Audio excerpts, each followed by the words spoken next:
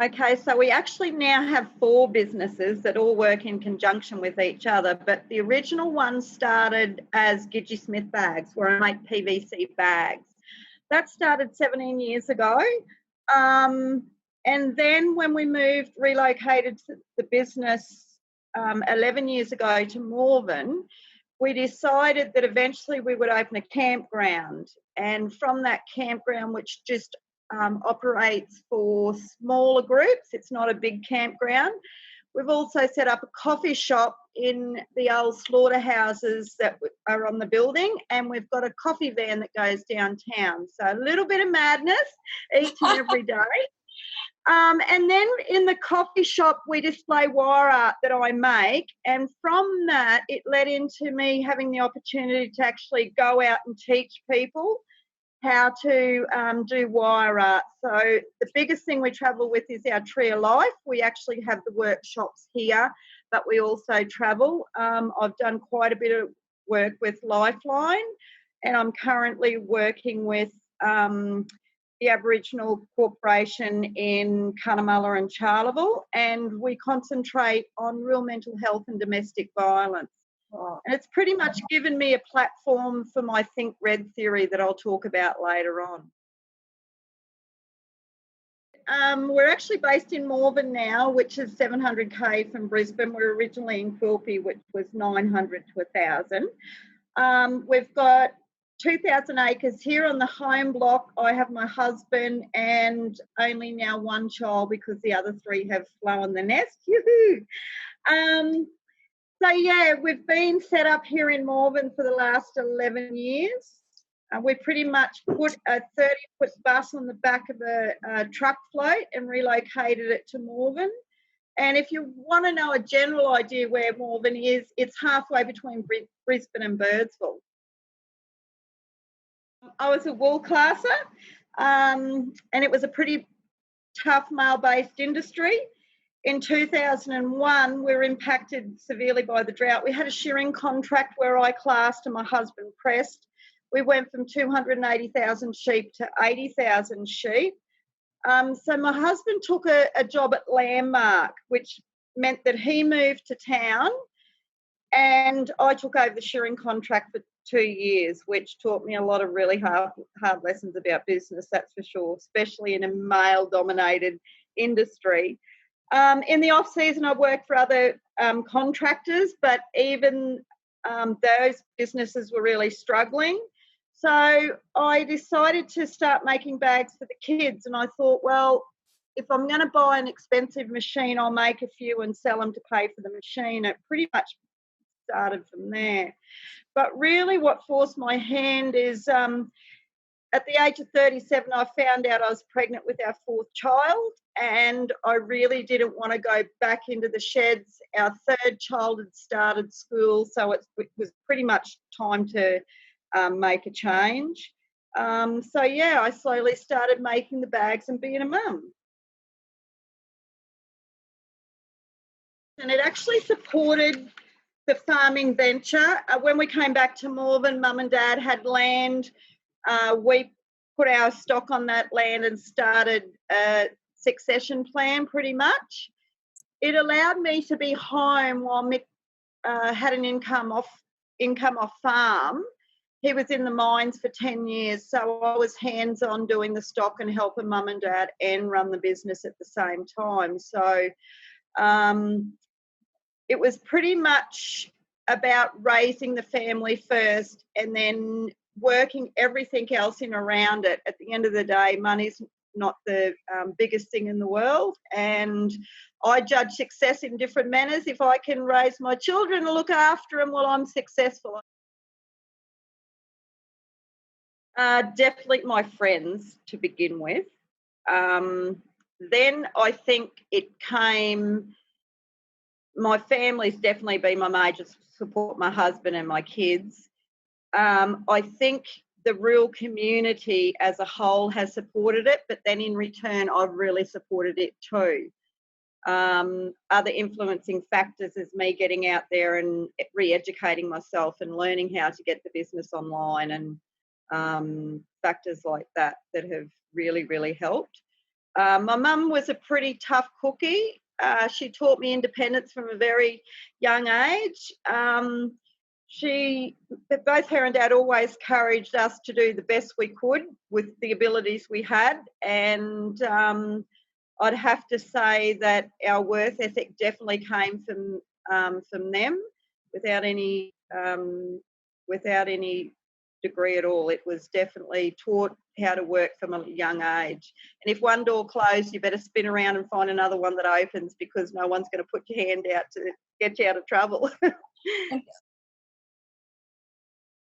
I think the first barrier has to be your personal barrier, the courage you have to give something a crack, believing in yourself and having a dream, but not going over the top and thinking beyond a realistic dream, pretty much.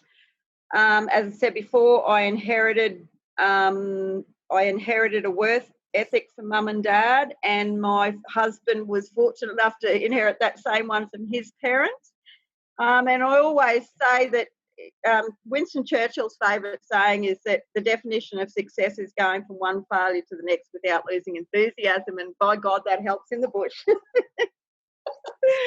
I've been pretty well supported by the councils. I wouldn't say it would be a factor. There's lots of other things that have been barriers as opposed to environmental factors. Well, definitely freight has been an issue, and where we live. So getting your product out into the marketplace to travel, it's actually involved in doing that. I've travelled from here to Gunnedah in New South Wales, which is, a 1,500k trip, or up to Charters Towers. So when other people had turned up to a field day and they'd been 2 hours down the road. So I had to really commit and work hard, and it was a joint effort for me to do that, because we had 4 little kids, or 3 kids during the beginning of this. So I had great support from family and friends, often breastfed at the site, and it was pretty much just make it work. And the days that I was feeling really crappy and I didn't think it was working, those friends also said, right, get off your butt. Come on, give it another crack. So all our products go out through Australia Post. We do have pickup. Sometimes we drop them out to our local roadhouse, or they'll come in here and pick them up. I've used every form of transport, from a friend going past, or a cattle truck, or just to get to the places. In 17 years, we've only ever had 2 parcels go completely missing, and they were both missing from the same post office at the same time, within a few weeks of each other. So the problem was actually within the post office. It wasn't Australia Post. I think the biggest issue we've had is freighting, not the bags, but getting the products in. We don't have a door-to-door delivery service, and we have rolls of fabric go missing from time to time. They arrive damaged. There could be a delay because they've left them at a warehouse in a connection somewhere, which could be Roma, which is only 2 hours. They've forgotten to put them on a truck. So freight in is definitely a bigger problem than freight out. The lack of technicians and technical support and internet speed have always been the biggest problem. We just don't have access to technicians, or the right technicians. We do have NBN. It's a satellite NBN. When we first went onto the satellite, we opted to go satellite because we were out of town and we had that option. I was extremely worried. It had the ability of shutting down the business like overnight, and a lot of people in Charleville that had businesses were really, really struggling and had major issues. We actually ran a parallel service for the first 3 months as a precaution. We haven't really had a lot of problems. The biggest problem is we seem to use our data when you wouldn't expect to sometimes. But we've had a pretty good run with it at this stage. So we stopped TV ads about 7 years ago. We stopped magazine and newspaper ads about 5 years ago. And then we pretty much got on board with Facebook. We do boost our posts. We try and put a post up 5 days a week. We also have Instagram, Twitter, and 2 websites. Only about 10% of our posts relate to our sales. Probably 30% are informative. So we talk about what's going on in the community or things they should be aware of. 30% are interactive or promotion with other businesses. So we might talk about, if we go somewhere, we might do a little video and we actually promote another business in another region. And we also really focus on events in the community. So if we sponsor anything, we really get on board and give them plenty of publicity. We like to have a real entertainment component of a website. I have a playful personality, so that really comes out on my posts. I don't know if everyone understands some of the stuff I say, but we don't do blogs, but we use all of the above pretty much. One of the biggest tools we use, which can be offline, is actually networking. It can be used online. So in the rural community, we have big networks like the ICPA, or it could be a show network, or it could be the Channel Country Ladies Day network. So actually working with those kind of networks can give you an opportunity to meet people that you usually wouldn't meet. And then you can join forces with them, and they then know what you're about, and then they can promote you in a positive way, pretty much. All social media platforms change so quickly. Currently, Facebook wants you to comment, so that's more time invasive without any doubt whatsoever. Instead of just doing one comment, oh thanks, it's got to be 5 words to make sure that they pick up on the feeds. I think that the biggest thing is that we keep up with changes. We definitely look at, when we do a video, how many views we've had. We still look at the likes, because that gives us the opportunity to see who has liked our page but has liked the comment but hasn't liked our page, and we try and do that within that 6-hour period, because otherwise it means nothing. So we use our web analytics and our Facebook insights to try and plan when and what we're going to post at what time and how much money we're going to spend on those ads. Well, I actually wanted to do computer programming when I left school, and Mum and Dad didn't have the money, so I did it externally. And because no one in the district had a computer, I pretty much had to drop out.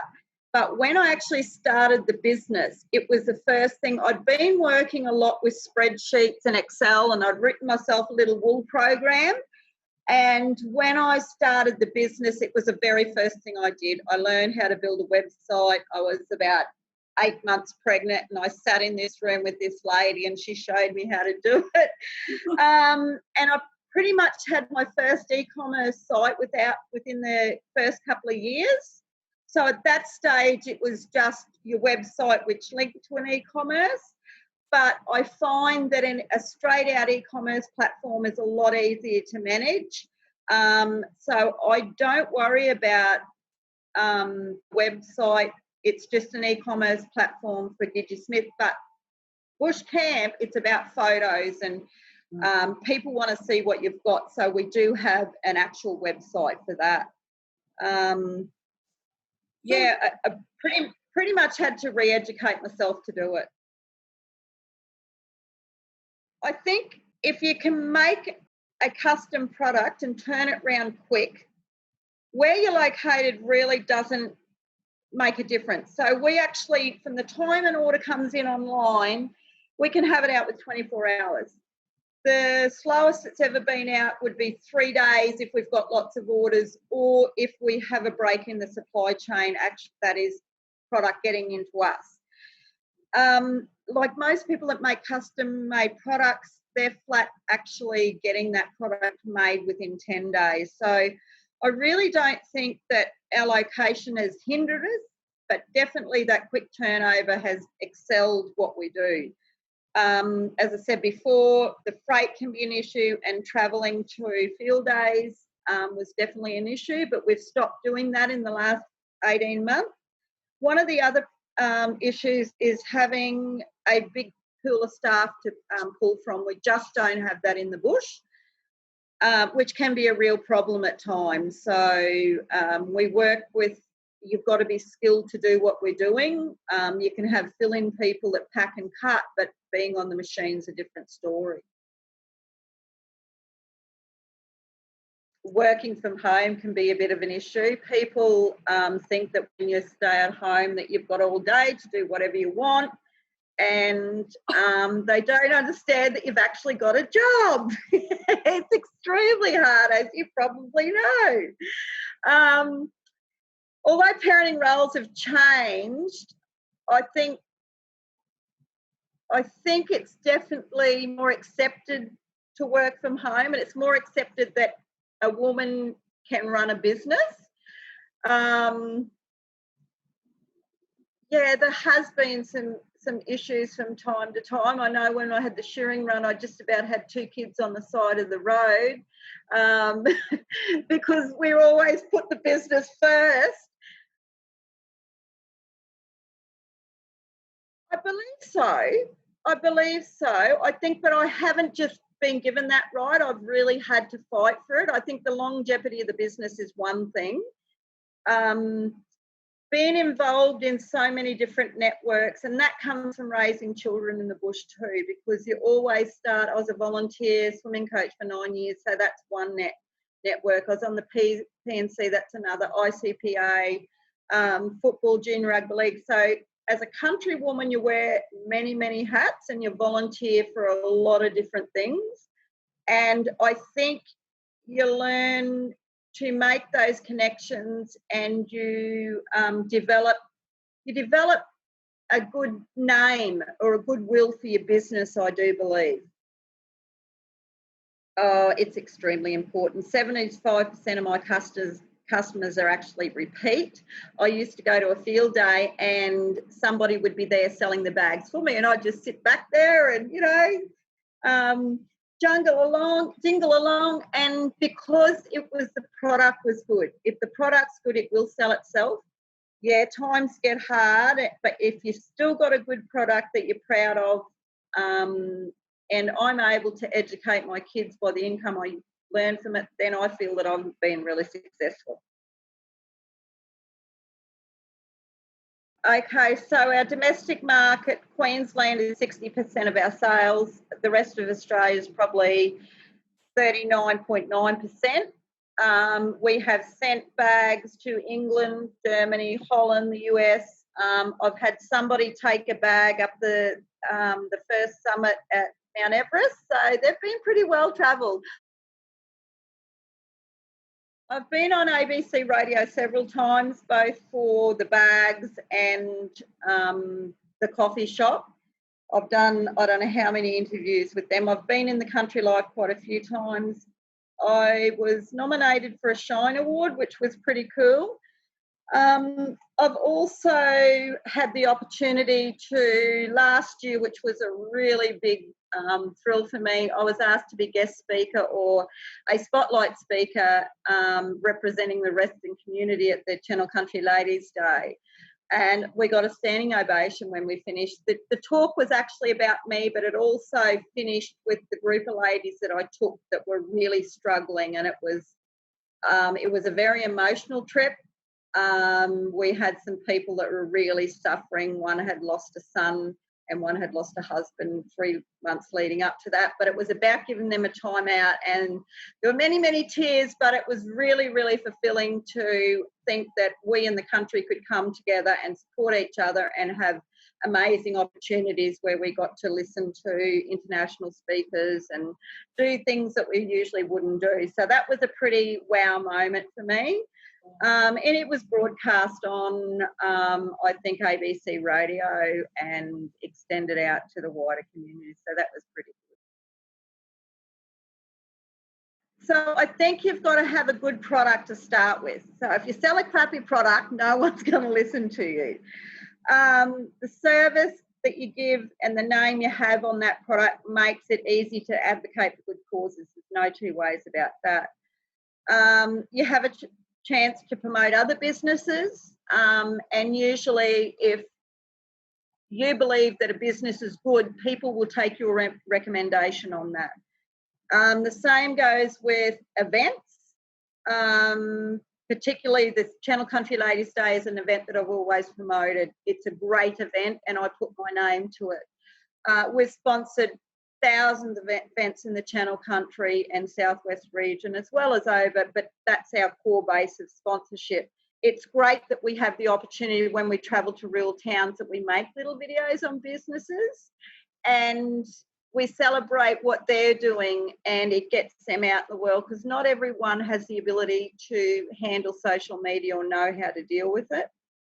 I've definitely had the ability to, or the opportunity to spread my Think Red message, both on social media and at events I go to. So I think if you advocate in the right way, then people will listen. And it's been pretty good to be able to do that. Definitely social media training. I find that most of the things that I go to, I can sit there all day and you might be lucky if you learn one thing. There's too many, when you go to a social media network in a rural community, they skim over everything. Instead of having an actual hands-on workshop where they split it up, where they have a beginner workshop that makes up a Facebook page, an intermediate workshop where they talk about how you can grow your business and get it started and maybe looking at boosting and where to boost. And then you need to have an advanced workshop that talks about the analytics of both your website and your Facebook page. There's a great need for social media training and it has to be done on a regular basis because what is here today could have changed 6 months down the track. That would be our biggest issue.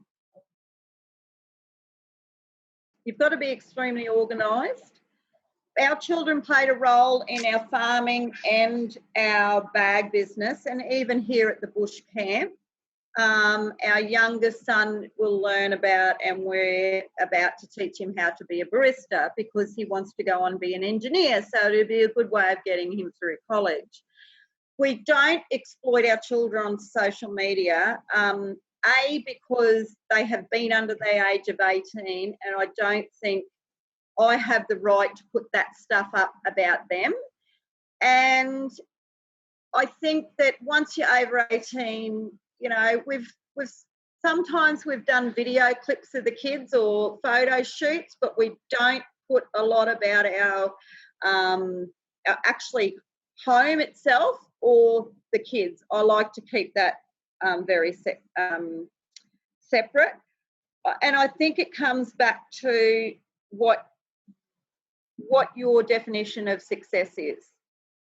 Too often a business can grow and take over your family, and for 10 years of our life my husband was actually working away, and the one thing he always said to me, there has to be at least one parent home. So whatever I did with Gidgee Smith, I had to work that in with swimming carnivals, football carnivals, music, dance, horse riding. So I would never aggressively go after business in those early years. It's probably in the last couple of years that changed a little. But with the turn down in the economy, we will just go back to not doing the field days and working enough to keep me employed and the girl that works for us. I think that's the most thing I could say of that. I think that internet sales are definitely the quickest way you can make a sale. So you don't have to do the communication. You don't have to be on the phone for 20 minutes. It's no good having a product that's $10 and you spent 20 minutes on the phone or half hour on the phone for. That is not a profitable way to do business. So we've definitely tried to shift a lot more of our sales towards online. Okay, well, first of all, I'd say don't make a product, resell it. Because it's a lot hard to manufacture, market, and sell a product. You've got to be hands-on. Whereas if you resell a product, it's not so labor intensive as far as you have to be on that sewing machine, or you have to train someone onto the sewing machine. I think that was, if I had my way over again, I would have tried to get a product that wasn't so labor intensive to make. But you have to do your research on the product and pick a good product to resell. No good, you can be the best business person in the world and have a crappy product, so it's not going to resell. You really just basically got to do your homework. You got to stay up with social media trends. As I said, what happened yesterday mightn't happen today.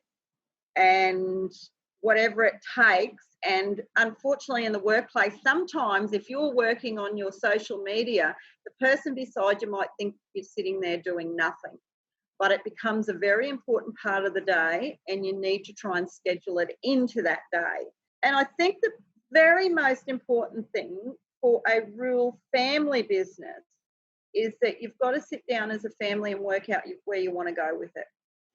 I've seen a lot of family businesses that I have one in mind that it went very, very well. And then her marriage fell apart the time she had for her kids, because they hadn't got to the stage where they said, no, enough's enough. I'm going to keep to this side, or I'm going to expand and get more staff to work. I think you have to make that decision so you control the business and it doesn't control you.